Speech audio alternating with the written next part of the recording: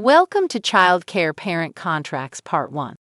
In this video, you will learn the essential elements of a child care parent contract and how to create one. The information contained here has been prepared by Civitas Strategies Early Start and is not intended to constitute legal, tax, or financial advice. The Civitas Strategies Early Start team has used reasonable efforts in collecting, preparing, and providing this information, but does not guarantee its accuracy, completeness, adequacy, or currency. The publication and distribution of this information are not intended to create, and receipt does not constitute, an attorney-client or any other advisory relationship. Reproduction of this information is expressly prohibited. In today's presentation, we will discuss how to develop an effective parent contract. We will discuss what goes in them, including some things you may not have thought of, share some common policies and procedures, and provide a template to help you get started.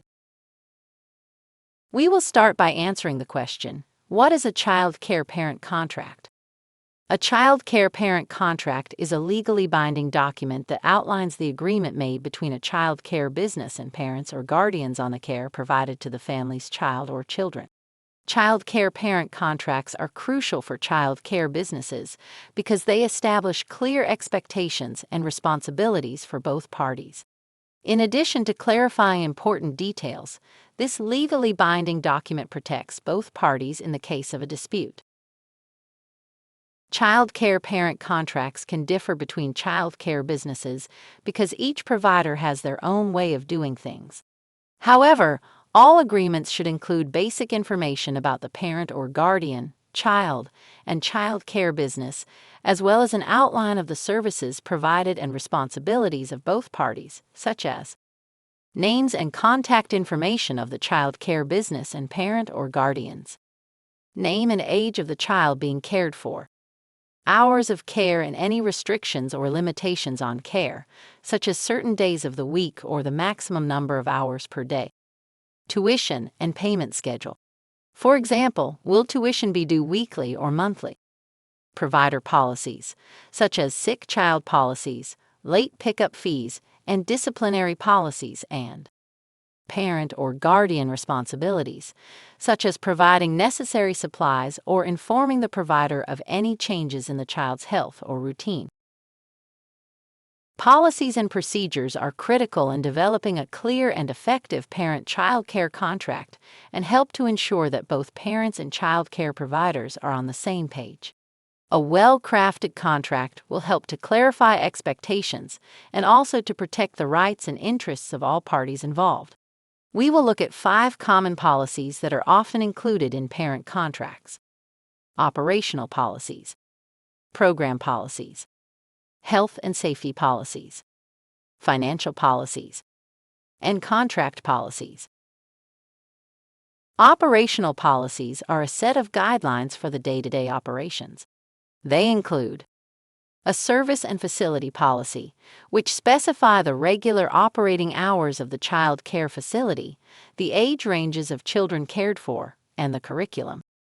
A staff qualifications and training policy explains the qualifications, credentials, background check, and first aid CPR certification requirements of staff, and let families know what to expect in regards to the staff-to-child ratio and staff supervision. The holidays and vacation policy spells out how closures for holidays and vacation periods, including any adjustments in fees or alternative care options during these times, will be handled. Program policies explain how staff and parents or guardians will communicate about the child's well-being and safety. These can include a communication policy, which outlines how the child care provider will communicate with the parents and guardians. Providing information about progress reports and daily updates lets the families know how and when they can expect to receive these. Guidance and behavior policies, which outline expectations for behavior, promote positive interactions, and provide a framework for managing challenging behaviors. And a confidentiality and privacy policy. How will personal information about the child and family be handled, stored, and shared? What are the procedures for maintaining confidentiality and privacy, including guidelines for staff interactions and communication? Health and safety policies let families know how you will keep their children safe and well. Here are some examples. A sick child policy details what to do if a child becomes unwell and specifies the responsibilities of the child care business and the parents or guardians in caring for the child and preventing further spread of the illness. A health and medication policy explains what consent is needed for staff to administer prescription and over-the-counter medications, how chronic health conditions or allergies, including emergency procedures and communication with parents or guardians, are managed, and how medical emergencies will be handled, including when and how emergency medical services will be contacted. A nutrition and meal policy lets families know if they are required to provide meals, and if so, any special guidelines for packing nutritious meals or avoiding particular allergens. If any meals or snacks are provided by the child care facility, this policy explains how special accommodations, dietary restrictions, and food allergies are handled.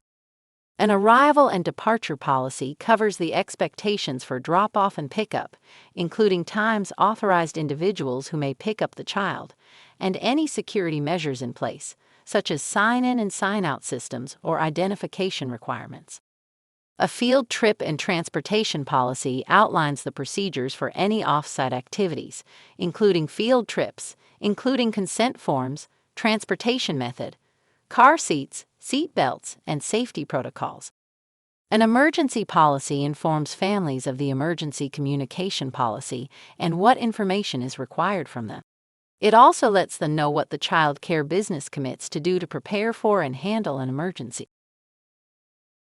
Financial policies let families know what is expected in terms of payment, such as the fees that will be charged, when payments are due, and what happens if payments are late or skipped. Also, if parents and guardians do not arrive at the scheduled pickup time, will they be charged a late pickup fee?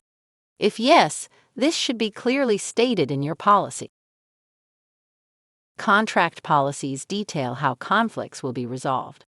A dispute resolution policy will outline how disputes will be handled and the procedures for resolving conflicts or disagreements between the child care provider and parents or guardians.